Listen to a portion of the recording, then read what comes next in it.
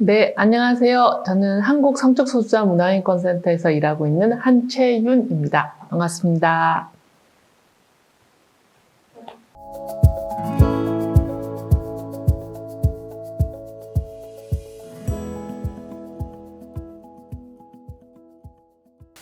조금 사전 설명이 좀 길 수 있는데 한국의 현대사의 흐름을 보면 박정희 전두환 때까지 계속 군사 독재 정권이었어요. 그러다가 1987년도에 대통령 직선제를, 그러니까 사람들이 정말 목숨 걸고 싸워서 민주주의를 얻어낸 거죠. 그래서 이 세계적으로 볼 때는 한국이 어쨌든 독재 국가였다가 이제 민주주의 국가로 바뀌는 거기 때문에 이제 한국은 어떤 나라가 될 것인가라고 하는 부분을 전 세계에서 관심을 가지고 지켜보죠. 그래서 실제로는 그 다음 대통령이 노태우가 되었기 때문에 군사 독재 정권은 끝난 걸로 보이지만 결국은 군인 출신이었던 사람이 대통령이 된 거고, 그 다음에 김영삼 대통령이 되었을 때는 또 완전히 달라 보이겠지만 그 전두환 노태우와 같이 하는 민자당에서 대통령이 된 거기 때문에 실질적으로 크게 한국이 완전히 달라졌다, 민주주의 국가가 되었다, 이런 식의 이미지를 갖기는 어려웠습니다. 그래서 1998년도에 김대중 대통령이 들어서게 되면서 그때서야 정말 좀 비로소 정말 민간이, 그리고 정권 교체가 되었고, 그래서 한국이 좀 새로운 민주주의 국가가 되겠구나라고 하는 기대가 있었던 거죠. 그리고 그거를 한국이 전 세계에 보여줘야 될 이유도 있었어요. 우린 달라졌으니까 이제 한국을 조금 더 괜찮아진 나라로 대해달라라고 하는 메시지를 보내야 되기 때문에 그런 상징적인 효과를 가지는 게 차별금지법이에요. 그러니까 국가가 어느 정도 성숙해 있으면 정부가 우리가 보통 하면 범죄, 살인, 도둑, 이런 류의 같은 범죄를 다스리는 것이 아니라 사회에서 사람들이 이렇게 받게 되는 소외나 배제나 차별, 이런 문제까지를 신경을 쓰고, 특히 힘 있는 쪽이 그걸 하기 쉬운데, 그 힘 있는 곳은 실제로는 정부 기관, 아니면 기업, 이렇게 큰 곳들이 차별을 많이 하게 되니, 이런 힘 있는 곳이 힘없는 사람들을 괴롭히지 않는 나라라고 하는 것을 차별금지법 제정으로 의미가 전달이 될 거거든요. 그래서 차별금지법 만드는 일이 중요했던 거죠. 김대중 정부가 들어서면서부터, 민주당 정부가 들어서면서부터는 우리가 이전의 정부하고는 다르다, 대한민국이 달라진다라는 걸 보여줄 필요가 있었고, 그래서 김대중 대통령이 대통령 공약으로 내걸었던 게 국가인권위원회 만드는 거였어요. 그래서 국가인권위원회를 당선되자마자 바로 준비를 해서 국가인권위원회가 만들어졌고, 일단 차별에 대한 법을 만들려면 차별을 이렇게 컨트롤할 수 있는, 차별에 대해서 의미도 만들고 계속 조사하고 이런 기관이 먼저 있어야 되기 때문에 국가인권위를 먼저 만들고요. 그런 다음에 이 국가인권위원회가 차별을 시정할 수 있는 법적 근거를 만들어야 되는 거죠. 그래서 2단계가 차별금지법 만드는 겁니다. 그래서 민주당의 고다음 대통령으로 노무현 대통령이 당선이 되었고, 그래서 노무현 대통령도 대통령 선거 나올 때 공약으로 차별금지법 만들겠다라고 내세웠던 거예요. 그래서 그걸로 대통령 되어서 2002년 12월 달에 대통령 당선되고, 그리고 바로 2003년 1월 달에 국가인권위원회 내에 차별금지법 TF팀을 만듭니다. 그래서 그때부터 법안을 만드는 일들을 TF팀에서 쭉 하고, 그 법안이 거의 5년 걸린 셈이죠. 2007년 10월 달에 이제 입법 예고가 되면서 차별금지법 만드는 것을 이제 완성하려고 했던 거죠. TF팀 만들어서 전 세계에 이미 만들어져 있는 차별금지법들이 많이 있으니까 다른 나라에 있는 차별금지법을 참고해서 이제 국가인권위원회가 초안을 만드는 작업을 했고, 그 초안을 한국 현실에 맞도록 다시 수정하는 작업들을 거치죠. 그 과정에서 굉장히 여러 곳에 자문을 구했습니다. 그리고 인권단체들에게도 자문을 많이 구했고, 저는 2003년, 4년, 5년, 6년, 7년 요 기간 동안에 국가인권위원회가 차별금지법 이렇게 또 안이 나오면 이 안이 괜찮은지 검토해달라. 그럼 전체 각 인권단체들이 모여가지고 검토를 해서 의견을 국가인권에 보내는 일도 있었고, 국가인권위원회가 기업에서 일하시는 분부터 시작해서 인권단체 분들까지를 다 모아가지고 크게 토론회 같은 걸 열어가지고 법안 검토를 하는 것도 있었고, 이런 식의 법안을 제대로 모두가 만족할 만한 법안을 만들려고 노력하는 과정이 굉장히 오랫동안 있었죠. 근데 이 과정에서 가장 힘들었던 건 그 한국에 그전에 없던 그 성적 지향이라고 하는 단어 자체는 국가인권위원회법에 이미 들어가 있었어요. 근데 트랜스젠더 인권의 부분까지를 좀 얘기하려면 성별 정체성이라는 단어가 들어가야 되거든요. 성별 정체성이라는 단어를 넣을 것이냐 말 것이냐에 대한 토론 같은 것들이 있었고, 그리고 국가인권위원회에서 한국의 차별금지법을 만들면서 이렇게 뒤늦게 만드는데 수준이 외국에 비해서 떨어지는 법을 만들 수 없으니까, 그래서 조금 더 괜찮은 법으로 만들기 위해서 들어간 게 그 2007년도 법안의 특이할 점은 직접 차별, 간접 차별뿐만 아니라 괴롭힘도 차별에 넣은 게 이게 2007년도 법안의 특징입니다. 그러니까 우리가 얘기하는 차별이라고 하는 건 너무 명백하게 느끼는 사탕을 하나 주고 사탕을 하나 안 주고 이제 이런 것들을 차별이라고 생각을 하잖아요. 근데 괴롭힘은 지금 현재 보시면 정말 그 괴롭힘이 빨리 들어갔구나. 근데 그 들어가는 게 중요했구나라고 느끼실 수 있을 텐데 2007년도 상황에서는 우리가 어떤 사람들이 직장 내에서 누군가를 신입이니까 좀 골려주자. 그다음에 쟤는 또 출신 지역이 다르니까 학교가 우리랑 출신 학교가 다르니까 좀 따시키자. 이런 식의 하는 부분들도 살면서 굉장히 고통스럽고 그 괴롭힘을 만들게 되는 것도 너랑 나랑은 다르다라고 생각해서 사람들이 괴롭히게 되는 거니까요. 이 괴롭힘도 차별에 포함된다. 그리고 이런 것이 없는 사회를 만드는 것이 필요하다라고 해서 이 괴롭힘 조항까지 넣게 되는데 이 부분에 관련되어서 반대할 사람은 없어요. 모두가 좋은 거라고 생각하니까. 다만 이제 여기서 이 중요한 것은 이걸 조사를 하게 될 때 조사를 하는 것은 국가인권위원회가 하는 게 맞는데 국가인권위원회가 하는 걸로 맡겨놓을까 말까에 대한 이제 그거 좀 아니었으면 좋겠다고 생각하는 쪽도 있고, 또 하나는 이 차별을 시정하는 과정에서 사람들이 차별한 사람이 나 차별 계속 할래? 이럴 수 있으니까 그럼 차별을 시정하기 위해서 어느 정도의 좀 강한 이 압력을 넣을 것인가, 이게 벌금을 어느 정도로 갈지, 징역형 같은 것들이 포함이 되어야 될지, 아니면 그 시정 공고를 따르지 않았을 때 어떤 것이 갈지, 그래서 손해배상 에 관련되어서 이제 추징을 하게 될 때 강제 이행금 이런 식의 그걸 또 몇 배로 더 부과할 것인지 이런 부분들이 들어가거든요. 그러면 차별금지법은 만들어지게 되었을 때 차별금지법 만들어지는 걸 가장 싫어하는 곳은 어디냐면 기업. 그냥 많은 차별들이 고용 현장에서 벌어지고 있으니까 기업들은 벌금 내는 것도 싫고 조사받는 것도 싫고 차별 시정하는 것도 싫고, 그래서 5년이나 2003년도에 시작했던 TF팀이 2007년도에 법을 발의할 수 있었던 이유는 중간에 계속 기업들이 반대를 해서 안 됐던 거였어요. 그래서 기업들이 납득할 만한 수준으로 계속 이렇게 낮추는 거죠. 강제이행금도 낮추고, 벌칙 조항도 낮추고. 근데 또 그게 하나도 없으면 법을 만들 이유가 없으니까 인권단체들은 그렇게 다 빼버릴 수 없다. 최소한 이것은 넣어야 된다. 이런 과정이 있었고, 이 과정이 얼마나 길었는지, 지난했는지를 알 수 있는 건, 그래서 결국 이 법 만들어지는 데까지 도저히 기다릴 수가 없어서 중간에 장애인차별금지법이 먼저 만들어지죠. 이 포괄적 차별금지법이 만들어지면 장애인차별금지법이 안 만들어질 수도 있는데, 이 법이 만들어지는데 생각보다 시간이 너무 길어지는 거예요. 장애인 차별금지는 너무 큰 이슈이고 지금 당장 너무 많은 차별들이 일어나고 있고, 그래서 장애인 인권단체 쪽에서 다른 인권단체들에게 양해를 구했어요.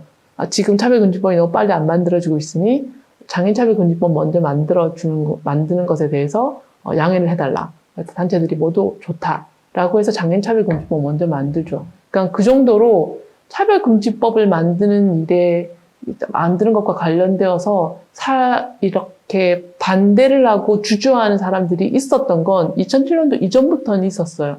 다만 차이가 있다면 2007년도 이후로는 종교에서 반대하고 그 이전에는 기업에서 반대했었다라고 하는 차이가 있죠.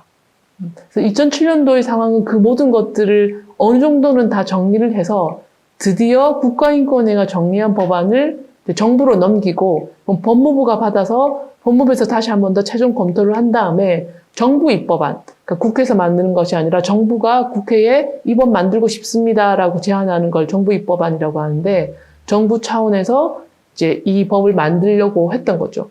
그걸 하기 위해서 반드시 20일간의 입법 예고 기간을 거치도록 되어 있습니다. 그래서 2007년 10월 2일에 법무부가 입법 예고를 했죠. 그리고 나서 이제 그 10월 2일 이후부터 지금까지 계속 같은 상황이다 라고 보시면 돼요. 10월 2일 그 이후부터 보수 개신교에서 엄청나게 이 법안 제정을 반대하는 게 시작되었거든요.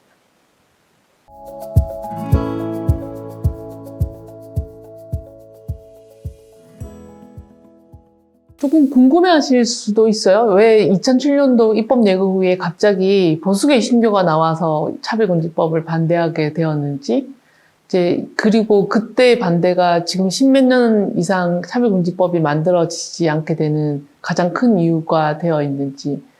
그러니까 2007년도 상황으로 보면 그 당시 보수 개신교가 차별금지법에 그 이전까지는 개신교에서 차별금지법에 관심 없었어요.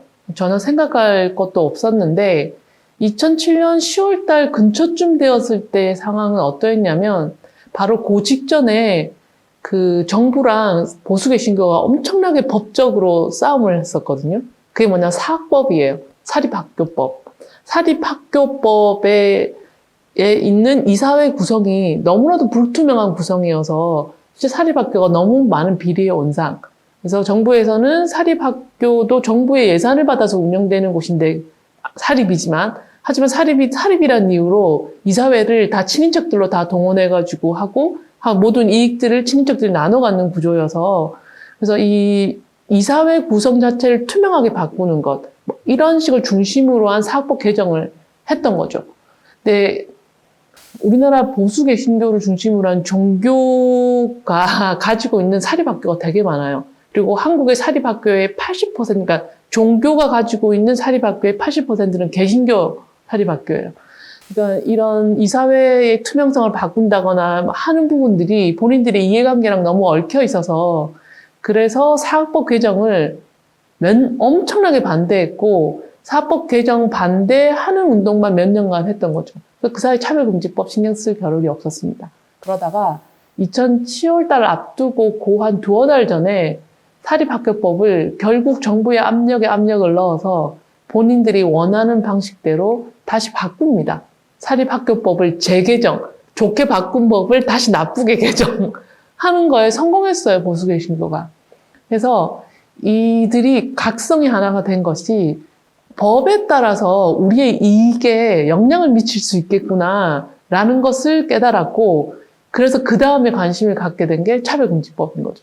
차별금지법이라고 하는 법이 입법 예고가 됐어! 라고 하는 얘기가 알자마자 보수 개신교에서 그 사학법 막 싸우고 했던 이미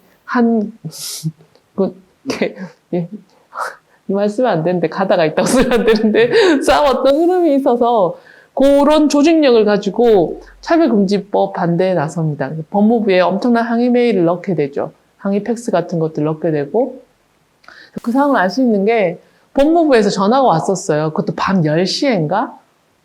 입법 예고를 하고 나서 전화를 뭐라고 그러냐면, 지금 보수계 신교, 어쨌든 누군가가 엄청 그 법을 반대를 하는 팩스가 들어오고 하는데, 이거에 대해서 우리가 좀 준비를 해야 된다.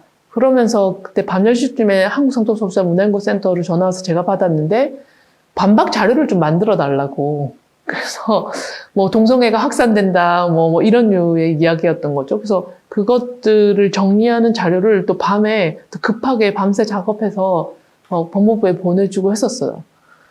그러니까 법무부도 전혀 준비가 안 돼 있었던 거죠. 갑자기 종교적 차원에서 반대를 할 줄이야. 그래서 자료도 보내주고 해서 저는 별 문제 없을 줄 알았어요. 그냥 누가 들어도 말이 안 되는 얘기니까. 뭐 차별을 금지했더니 동성애가 확산되어서 사람들이 에이즈 걸려 죽는다. 이게 말이 안 되는 얘기잖아요. 그래서 그때까지도 저도 그렇게 심각하게 생각하지 않았고 아마 법무부도 그랬을 것 같아요. 근데 엄청나게 이제 항의가 너무 많이 들어오니까 정부 입장에서는 이제 결정을 하기로 했는데 그 결정은 이제 곧 12월 달에 대통령 선거고, 그래서 노무현 정부의 대통령 임기는 이제 몇 달 남지 않았고, 그럼 마지막으로 국민들에게 어필하는, 제가 마지막으로 이 업적 하나를 추가하고 갑니다. 라고 말을 하고 싶은 것이 차별금지법이었기 때문에, 차별금지법을 어떻게든 만들고 가고 싶다. 그래서 국무회의에서 논의 끝에 어떤 식으로 이게 법무부에서 어떻게 하기로 했냐면, 법을 만들어야 되니까 저쪽 사람들이 반대하는 성적지향은 빼고 가자. 그래서 그걸 삭제를 하는데 성적지향만 딱 빼면 너무 티가 나니까 성적지향 말고 몇 개를 더 넣은 거예요. 학력, 병력 뭐 이런 식의 부분들. 근데 이렇게 7가지를 빼서 마치 성적지향만 우리가 좀 반대 때문에 빼는 게 아니라 차별 사유가 너무 길어서 이렇게 하면 법이 복잡해 보이니까 조금 이렇게 단촐하게 보이려고 한 7개 정도를 뺐어요. 그리고 뒤에 등자가 들어가 있으니까 뺀 거 아니고 다 들어가 있는 거라고 생각하시면 돼요라고 이제 이런 식의 변명을 대면서 7개를 뺐는데 빠진 7개를 보면 그 이유가 아니라는 걸 알 수 있어요. 그냥 병력 같은 경우에는 아팠던 이력을 말하는 거거든요. 그리고 학력 같은 경우에는 뭐 고졸이냐 중졸이냐 혹은 어느 대학을 나왔느냐를 가지고 하는데 한국에서 현재 인권운동의 주제로 봤을 때 제일 약한 주제가 학력, 그리고 병력, 그다음에 성소수자 이거든요. 그러니까 뽑은 것들 7개가 모두 이걸 빼도 잘 항의하거나 맞설 수 없는 약자들 중에 약자들을 뽑은 거죠. 입법 예고한 법안에서 7개를 빼고 법안을 확정해서 국회로 넘긴 거죠. 그러니 이제 인권단체들 쪽에서는 이건 누더기 법안이다. 제일 중요한 거 빼버리고 이렇게 법을 짜집게 해서 만드는 게 어딨냐. 그래서 법을 만들면 안 된다라고 얘기를 했던 거고, 이 과정에서 인권단체들이 고민을 좀 했어요. 여러 인권단체들이 있으니까 여성시민 단체들 쪽에서는 7개 조항이 등자에 포함되어져 있다는 걸 우리가 그냥 수용을 하면 법이 만들어질 수 있으니 지금 민주당이 마지막에 있을 때 2018년도에 2008년도에 총선이 있는 상태여서 총선 전에 민주당이 다수당으로 이때 정부 입법안이니까 당연히 통과가 될 거 아니에요. 그러니 지금 7개 조항이 빠졌더라도 일단 먼저 만들고 보자 라고 생각하는 사람. 아니 이거 빠진 채로 만들면 이게 눈 가리고 아웅하는 거지 실제로 동성애에 관련된 차별은 인정하겠다는 거랑 똑같으므로 절대 그럴 수 없다. 그래서 요 내에서도 굉장히 많은 토론을 하게 되죠. 그래서 결론적으로는 그런 식으로 만들 수 없다라고 해서 정부 입법안이 통과가 되기 너무 쉬운 상태여서 정부 입법안을 통과를 못 시키게 하기 위한 전략을 이번에는 차별금지법을 만들게 못하는 상황을 해야 되는 거죠. 그래서 노회찬 의원이 법을 발의를 합니다. 차별금지법을. 그 2개의 법안이 올라가게 되고 그러면 반드시 법 2개를 검토를 하고 나서 본회의로 하나의 법을 올리도록 되어 있기 때문에 이 2개의 법안을 검토하다 보면 이제 당시에 국회의원 임기가 종료되는 거죠. 그래서 정부 입법안도 만들어지지 않도록 하는 방식으로 이제 운동을 2007년도 당시에는 그렇게 운동을 전개해야 했었어요. 그래서 실제 이제 법안이 통과를 하지 않았고 2008년도에 이제 새로운 선거를 통해서 국회의원들이 선정되었는데 아시다시피 이명박 정부 들어서고 차별금지법, 이상한 차별금지법이 만들어지지 않도록 하는 데는 성공을 했으나 하지만 차별금지법은 결론적으로는 안 만들어졌으니까 이거 2003년도부터 준비했던 거라고요. 그리고 국가인권위원회가 있는 가장 중요한 이유? 그래서 국가인권위가 할 수 있는 가장 잘할 수 있는 업무라고 하는 것도 결국 이 차별금지법이 법적 받침이 있어야지 이제 더 잘할 수 있게 되는 건데 그게 없는 상태가 되었으니까. 그래서 국가인권위원회가 지금 이 차별금지법과 관련돼서 목소리를 내고 있잖아요. 차별금지법 만들어야 된다라고. 목소리를 내는데 이걸 열심히 국가인권위원회가 해야 하는 이유가 2007년도 당시 국가인권위원회도 무조건 차별금지법이 만들어졌으면 좋겠다고 생각해서 7개 조항 삭제하는 거에 찬성했고 정부 입법안이 만들어지도록 힘을 썼어요. 국가인권에 그때 굉장히 잘못했죠. 거기에 대한 잘못에 대한 반성. 이번에 채용에 그 국가인권위원장이 들어오면서 생겨나게 된 겁니다. 그 사이 중간에 모든 국가인권위원장들은 인정을 하지 않았죠. 그때 국가인권위원회가 얼마나 잘못했는지. 그래서 한편으로는 하나의 위기를 그때 극복을 한 셈이긴 한데, 활동가들 입장에서는 그때 이걸 우리가 위기를 극복했다고 이야기해도 되는 걸까? 왜냐면 너무 오랫동안 법이 안 만들어지고 있어서 그때 법을 만들어야 했던 걸까? 라고 하는 갈등도 없지는 않죠. 근데 그 부분은 생각을 여러 가지로 해봐야 되겠지만 지금에 이르러 보면 그때 법을 안 만들고 이 법이 제대로 된 법안이 모든 국민들의 조금 더 관심과 동의를 얻어서 법안이 제정되도록 하는 것이 더 맞지 않았나. 그래서 그때 그 이상한 상태로 법이 만들어지지 않게 했던 것은 맞는 판단이었다라는 생각은 이제 지금 하긴 합니다. 얘기가 딴 데로 갔는데 그래서 2007년도에 법 맞고 그다음에 이명박 정부 들어서게 되고 총선에서도 이제 바뀌죠.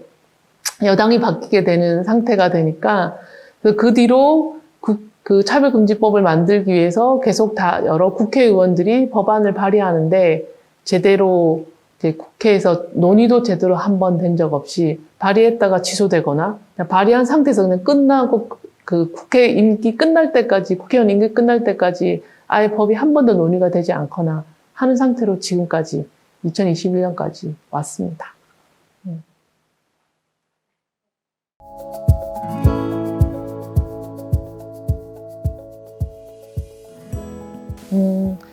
이제 2007년도 그래서 입법 예고 10월 달에 하고 정부 입법안을 그대로 밀고 나가겠다고 하니까 11월, 12월, 1월 이 사이 4월까지, 그다음 총선이 벌어진 4월까지는 인권단체들이 그 이상한 차별금지법이 만들어지지 않도록 하는데 주력을 했고 일단 그게 만들어지지 않는 것이 확정되고 난 다음에 그럼 새로운 차별금지법을 만들어야 되잖아요. 그래서 이 새로운 차별금지법을 만들기 위한 차별금지법 제정연대가 이제 단체들 중심으로 해서 전체 인권단체들 중심으로 해서 하나가 만들어지고 그리고 이 2007년 10월부터 요 기간 동안에 성적 지향이 어쨌든 이슈가 되어서 이런 상황까지 가게 되었고 그러면 여기서 성소수자 인권단체들이 성적 지향 뺀 상태로 차별금지법이 만들어지면 안 됩니다라는 목소리를 힘있게 내지 않으면 사실은 상황상 앞서 말씀드린 대로 그냥 성적 지향은 좀 빼고도 만들어야 하지 않을까라고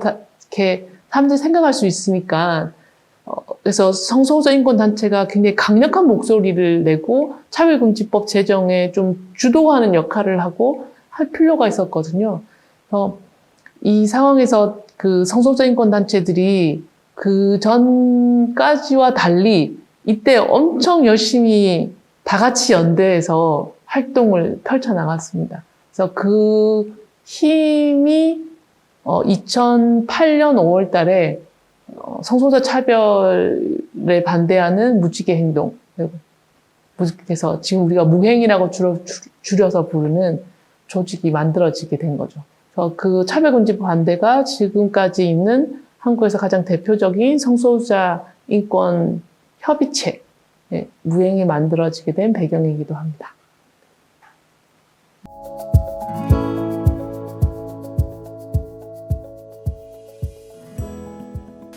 (2007년도) 상황하고 비교를 한다면 가장 크게 달라진 건 지금은 차별금지법 제정하는 데 있어서 정말 많은 전국에 굉장히 많은 풀뿌리 시민단체부터 시작해서 우리가 얘기하는 장애, 이주민, 난민, 여성, 성소수자, 청소년 굉장히 많은 주제들이 있잖아요. 이 하는 모든 단체들과 거기 활동하시는 활동가분들, 거기를 지지하는 시민들 모두가 함께 차별금지법 제정의 뜻을 모으고 있다라고 하는 게 차이예요. 제가 앞서 말씀드린 2007년도 당시에는 상황 판단에서 좀 다른 판단 갈등들이 있었던 건 사실이에요.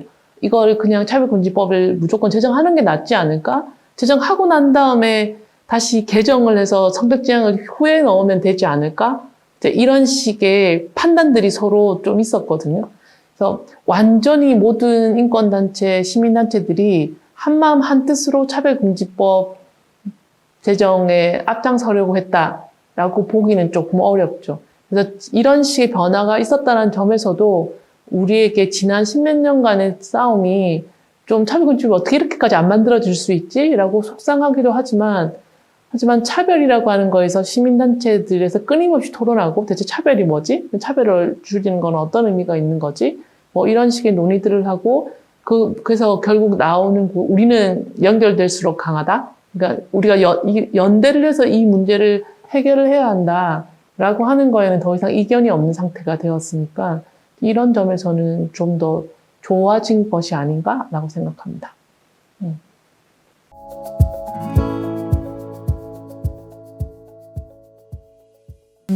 올해 서울키움문화축제 슬로건이 차별의 시대를 불태워라 인데요. 불태우고 나면 그 농사 지을 때도 한번 딱 불태우고 땅을 잘 다진 다음에 거기서 이제 새롭게 농작물을 키우기도 하잖아요. 그런 면에서 이 불태워라라고 하는 것이 정말 우리 안에서 좀 이렇게 썩어 있던 것들. 네. 그리고 안에서 우리의 힘과 이런 의지들을 약하게 만들었던 것들, 갈등을 만들어냈던 것들, 그런 것들이 다 태워지고, 새로운 시대가 정말 만들어진다는 느낌을 가졌으면 좋겠는데, 아마 이 영상이 나갈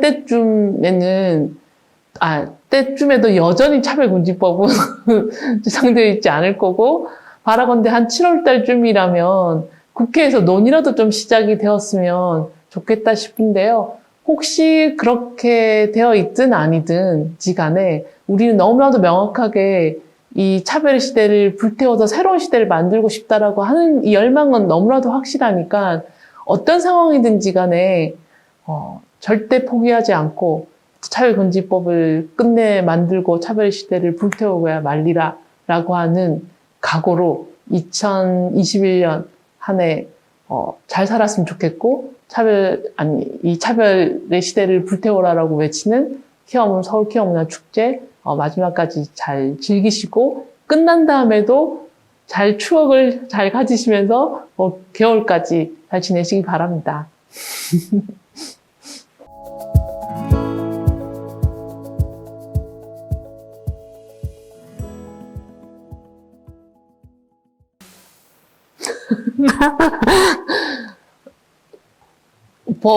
일단 차별금지법 법조항을 본다면 동성애를 정상으로 보게 강제하는 구절이 하나도 없으니까 일단 저거는 뭘 반박을 어떻게 해야 될까요? 그 구절 없다. 정상으로 보게 하는 구절 없다. 그리고 정상으로 보게 하는 게 법으로 가능한가? 법조항에 동성애를 정상으로 보지 않으면 뭐 어떻게 하겠다. 근데 동성애를 정상으로 본다는 것 자체가 뭔지를 잘 모르겠거든요. 사실 그렇잖아요. 동성애를 정상으로 본다. 뭐 어쩌라는 거지? 네.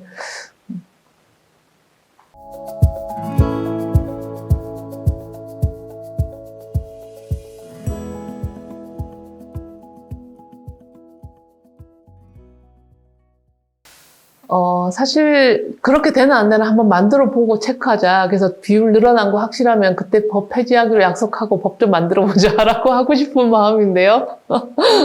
동성애자가 늘어나는 것다고 생각하신다는 얘기는 결국 지금 현재 있는 동성애자가 더 있지만 동성애를 억압하고 차별하니까 동성애자들이 동성애자로 살고 있지 못하다라는 걸 인정하신다는 거잖아요. 그래서 동성애자를 억압하고 차별하는 게 없어지니까 이제 나는 동성애자들도 나도 이제 숨을 쉬겠어 라고 나온다는 거여서 결국 그 얘기는 동성애자 숫자가 늘어나는 것이 아니라 억압과 차별 없는 세상에서 좀 더 살기 좋아진 동성애자가 늘어난다는 얘기니까 대체 왜 반대를 해야 하는지조차 모르겠다.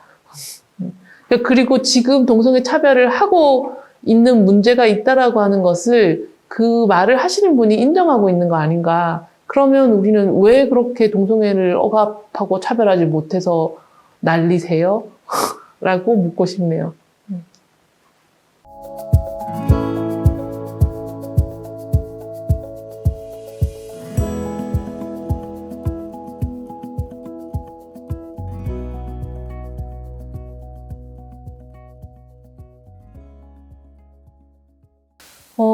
정말 법을 꼭 읽어야 하는 건 아니지만 안 읽고 하는 얘기인 거 뻔히 드러나는 거고, 저의 걱정은 저것이 완벽하게 차별금지법에 없는 내용인데 저런 이야기를 그 차별금지법 반대하는 진영의 보수 개신교 진영의 변호사들이 한다라고 하는 게 참으로 변호사로서의 양심은 정말 어디로 갔나 라는 생각이 드는데요. 이것만 알아주시면 돼요. 어떤 말이 나오든 헷갈리지 않으시는 것은 차별금지법은 당연히 차별을 다 없앴으면 좋겠고, 하지만 차별의 맥락이라는 것도 엄청 복잡하게 있는지라 그렇게까지 세세하게 할 수가 없어요.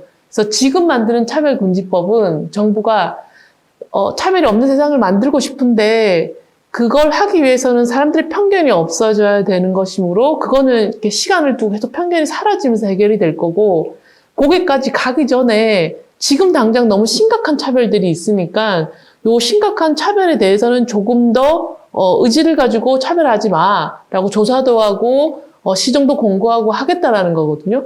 그래서 이 국가가 조금 더 의지를 가지고 들어가는 그 영역을 한정시켜 놓았습니다. 딱 4가지로.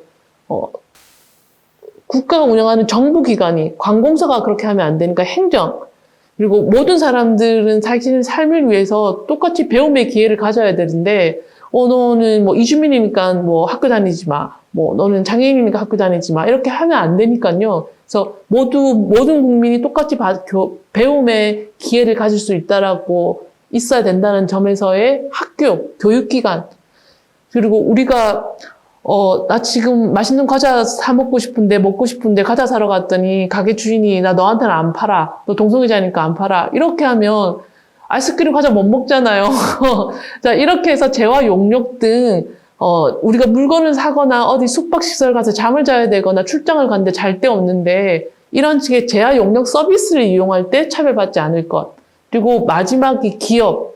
내가 회사를 다니고 일을 하면서도 월급을 받고 그것으로 또 나의 생계를 꾸려나가고 또 뭐 나의 가족들을 돌보기도 하고 많은 것들을 해야 할 텐데 여행도 가야 되고 그렇게 일을 해야 되는데 아예 고용조치가 되지 않는다면요. 그리고 직장을 겨우겨우 들어가서 열심히 다니려고 하는데 거기서 막 괴롭힌다면요. 그래서 도저히 괴롭힘 때문에 다닐 수 없다면 이건 너무 정말 나의 생활, 삶에 너무 큰 영향을 미치잖아요. 그래서 일하는 현장, 고용, 요 4가지 영역에서만 하겠다는 겁니다. 이거 말고 하려면 더 많겠지만 그래서 길거리에서 얘기하는 것 해당되지 않습니다. 그러니까 뻥이죠.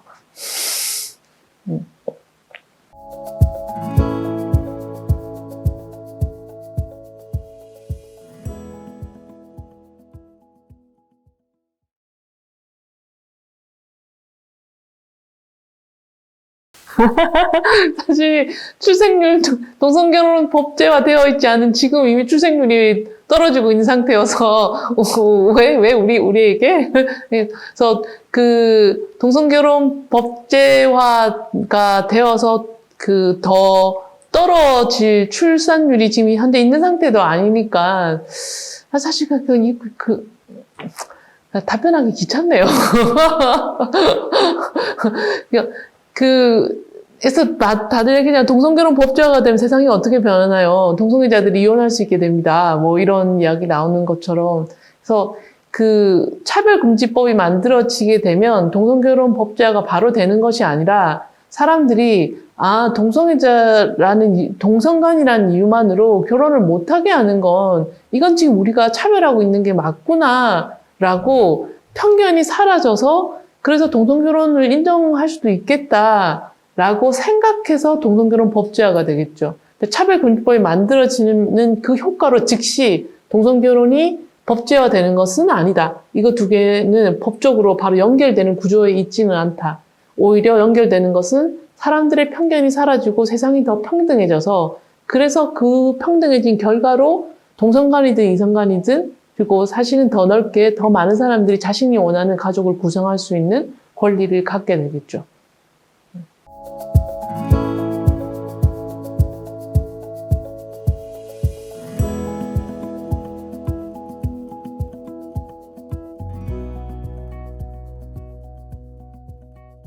어, 두 가지 차원에서 설명드릴 수 있는데, 첫 번째, 성적 지향이라고 하는 단어가 가지고 있는 의미는 내가 누군가한테 끌리는데, 끌리는 사람이 나랑 어떤 성별 관계에 있느냐, 나랑 성별이 같냐, 다르냐, 같거나 다르기도 하냐, 라고 하는 이야기를 하는 거여서, 상대방이 인간이 아니고 동물인지, 상대방이 나랑 어떤 친족 관계에 있는지를 가지고 성적 지향을 아예 얘기하는 것이 아니므로 성적 지향이 차별 금지 사유에 들어가 있다 그래서 갑자기 수관이나 근친 강간 같은 이야기가 나올 게 연결이 아예 처음부터 안 된다. 성적 지향에 속해 있는 단어가 아니므로 성적 지향을 인정했더니 동성애뿐만 아니라 이런 것까지 인정된다라고 말하는 것이 원래 연결이 안 되는 이야기다. 라는 거 하나 말씀드리고, 수간이나 근친 상간이나,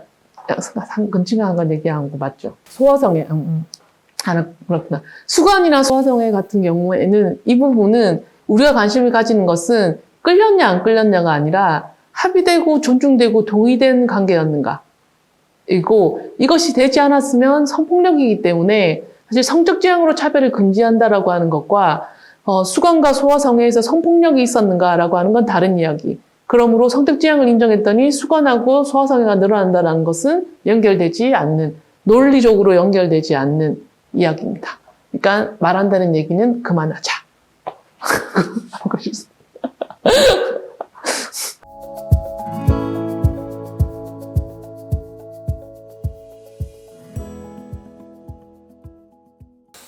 위법한 일 안 하시면 돼요.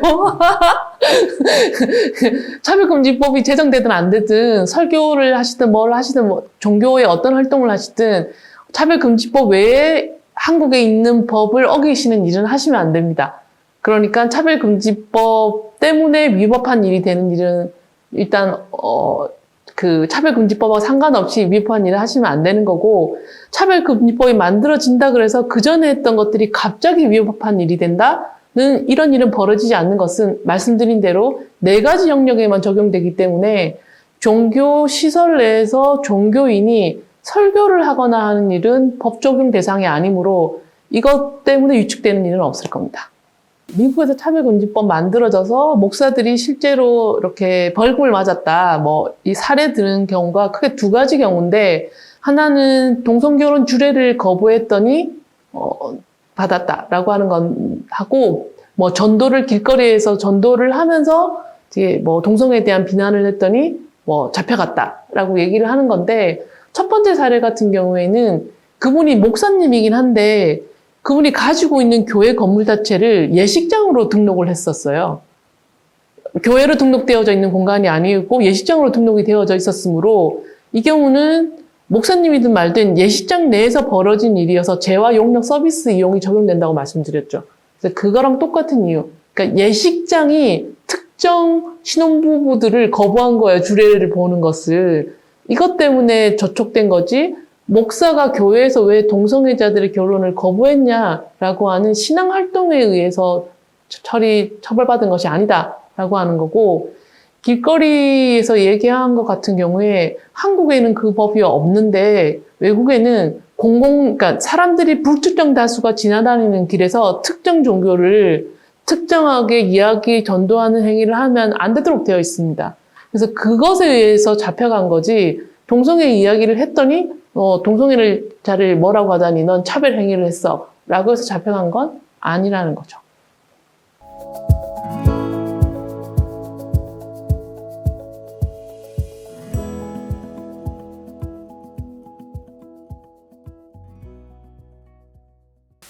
표현의 자유를 전혀 제한하지 않습니다. 왜냐하면 표현을 하는 건 마음대로 할 수 있어요. 그리고 자기가 생각도 여전히 자유가 있죠. 근데 본인의 입 밖에 나온 말에 대해서 책임은 져야 되거든요. 그러니까 말은 하실 수 있는데 그 말이 잘못된 말이라면 책임져야 되겠죠. 그래서 책임을 지를 말을 하셨으면 책임을 지는 것일 뿐입니다. 네, 누군가를 굉장히 모함하거나 굉장히 모욕을 주거나 하는 말을 하면 지금도 차별금지법과 상관없이 처벌을 받는 거거든요. 그러므로 이 차별금지법이 만들어지는 것이 표현의 자유를 제약하는 것과 연결될 이유가 하나도 없죠. 이거는 차별금지법 때문에 벌어지는 일이 아니라 내가 한 말에 내가 책임을 어떻게 질 것이냐의 이야기일 뿐이어서요.